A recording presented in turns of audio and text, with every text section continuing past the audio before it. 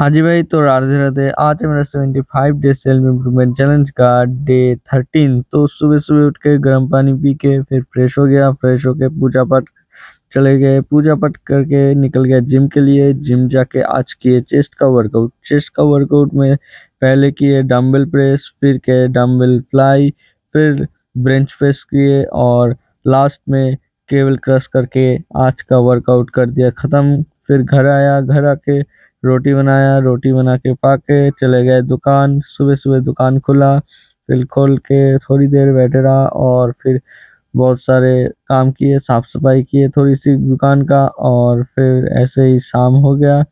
चले आए घर। घर आके हमने बनाए रोटी, रोटी बना के रोटी पाली। पाने के बाद फिर भगवत गीता पढ़ने लग गया। भगवत गीता पढ़ के पानी का इंटेक पूरा किया और ऐसे ही मेरा दिन का विश्राम हुआ। मिलते हैं नेक्स्ट वीडियो पे। राधे राधे।